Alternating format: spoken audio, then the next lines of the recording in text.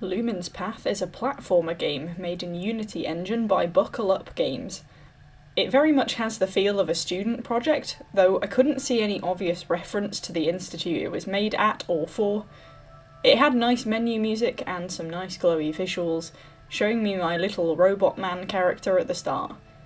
There were some audio and video settings, a controls portion with the jump, interact and light switch keys not bound, which seemed kind of important, so I bound them just in case, but it turns out the ones you need are already bound, so really I'm not sure why there's an unbound section.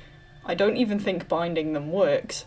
I had a look at the credits. There were a fair amount of people that worked on this project, though there was only one person per each category for most of the departments, and a couple of repeat names through multiple sections, so it clearly wasn't a huge team, but there were a lot of individuals who put a lot of work into it. There's a level select where you can see 3 levels, and of course a new game option. You start the game trapped in vines, and a mysterious prompt text tells you to left-click to free yourself. On pressing left-click you emit light, and the vines leave you alone. I had a run around and tested my character. As usual, it's WASD to move, space to jump, which was one of the ones I bound, but that's usually a default jump button, and I think the light on and off option that I bound to the F key was actually what I activated with left mouse, so I don't think my binds counted, since F didn't do anything when I pressed it. The camera is not a fan of walls, I quickly discovered, not being able to decide if it wants to clip through them or bounce off them. It seems to have Kika and Daigo syndrome and is blocked by any wall behind you, which can lead to some uncomfortable back and forth bouncing when you have your back to the wall, and some very literal looking inside yourself. There's a tiny drag when you start moving to run, with it taking a step to get up to speed, but that's fine for robot movement and I didn't really notice it affecting the movement too much. When you jump, you can also double jump, and you get a sound effect of robot parts clinking together, which sounds a little bit like dropped coins or screws, just something not too big but definitely metal being dropped with each other. It's a nice touch to add metallic sounds to the robot, though sometimes they don't always feel like they fit, and he's got a little hook on his head that bobbles around as well. The robot design is basically a walking lantern, since he's got little smashed glass windows around his body and the light comes from in there. There are colourful mushrooms around which shrink when you run up to them with your light on, releasing a firefly which you can pick up for health. The 5 gems in the top left denote your lives, and the 3 gems on the right are red gem collectibles which can be found around the levels. The first area also introduced me to a problem, in that the walls and some objects, like the gems sticking out of the floor, are sticky. If you get too close to them, or end up side by side with them, they stop you running. You can't strafe left or right away from them, you have to jump your way out, if it even lets you move when you jump.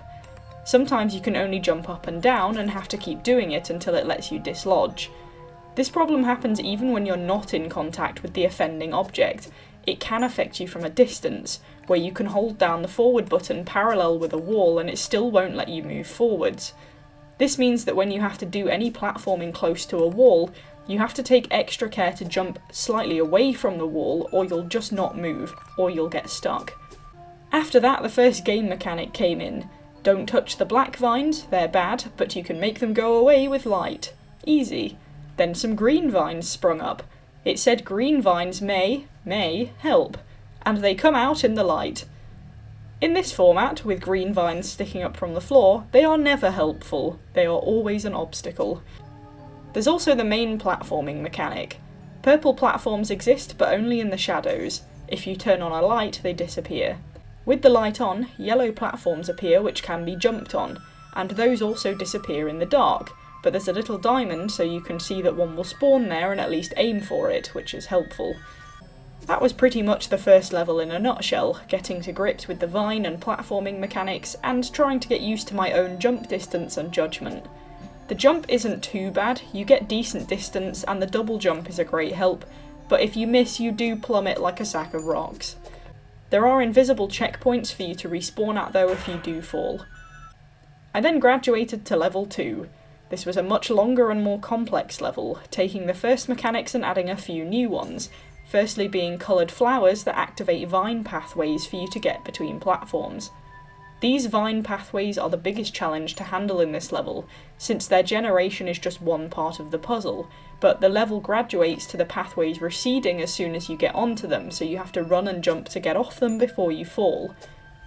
There's also a red flower that deactivates black vines when light is shone on it, and again these black vines grow back once the light is removed, so you have to run to get past them, or in some cases run to get up platforms so you can get out the way before it spears its way through them all again.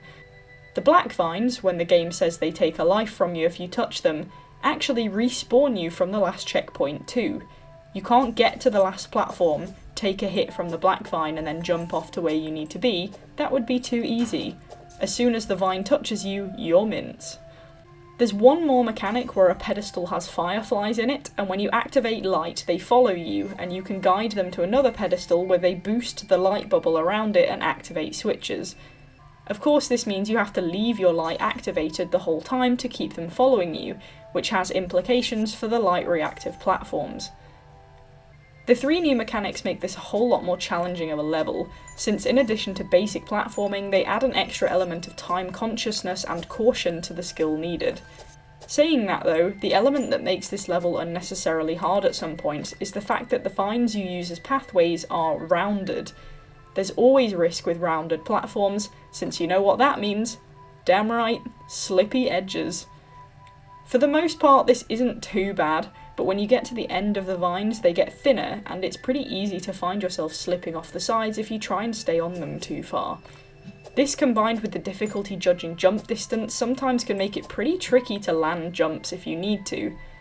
It also doesn't help that your character starts jittering up the vines when it's starting to lose touch with whether it wants to stay on the platform or slip off the side. The final level, the pyramid, is a combination of everything but slightly cracked up. Buckle Up Games had their turn to tell me to buckle up for this one because it's difficult, and I'd be confident saying the majority of requirement to pass the level is skill, but this level is mostly a race against time. It's one long corridor with a lot of platforms and black vines interspersed between them all, and a couple of points it's another race against the long black vines growing back. You light up the red flower, the vine recedes, and then you have to use any of the vast selection of platforms to get to the other side before the vine catches up. The timing is down to the second, and if you make any mistake at all you will die, and you need to know exactly where you're going. On the first one, if you try to go all the way to the other side and pick the wrong platforms, you're getting backstabbed. There's a pathway within the platforms that you're safe on as long as you know where to point. The second lot I had to make a leap of faith to the finish because the vine came back at me so fast I couldn't possibly use all the platforms on offer. Plus you're carrying fireflies at that point, so you're restricted to using yellow platforms only. It took me several attempts, I won't lie, and it was damn frustrating getting clipped by that final vine right at the last minute. There's no defined story per se to the game. At the start you're told that the world needs you, though there's no one else in the world you navigate, and you end up putting your magic light crystal into the temple to get rid of the black vine invasion. Or, well, I think that's what's supposed to happen. My game was a little, laggy. I don't know where the black vines come from or why they're there. Maybe they just hate light. Who knows? The game in total is about an hour or so to play through, with most of that time I imagine on the second level since it's the longest and most finicky. I do like the combination of mechanics. The switching between light and dark to make the platforms work and get rid of vines is a good challenge to try and balance. The vines growing back in some places and adding that time constraint adds to the challenge as well, and the red gem collectibles encourage further platforming, even if some of them are really annoying to try and get to.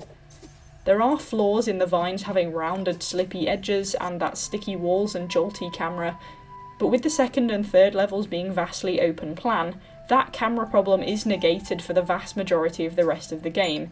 It's just level 1 where it can cause some minor confusion. It does always react to objects, but it's quite easy to avoid having your back to anything when you're in the larger levels. Not sure if this was a purposeful decision by the devs or not, but it avoided the camera problem being as big as it could have been. The visuals were nice, good contrast and pretty environments with the glow and the skybox on the second level, though there were a couple of bits where the ground texture seemed quite different and lower resolution than the rest. The music was good too. It did change between levels, though I'm pretty sure there are only 2 tracks, with one being used for both the first and third levels and the other for the main menu and second level. There is a possibility the first and third level music is slightly different, but it's got mostly the same tone and it does sound very alike. Still, mixing it up does help at least a little bit. Overall, it's a decent game, not too long, and it does have a few kinks that would improve the control if they were worked out, but it is playable all the way through, and the mechanics are simple to operate but far more difficult to execute, which is the way it should be, and whilst the proportion is the fault of the control problems, I wouldn't say it's a majority.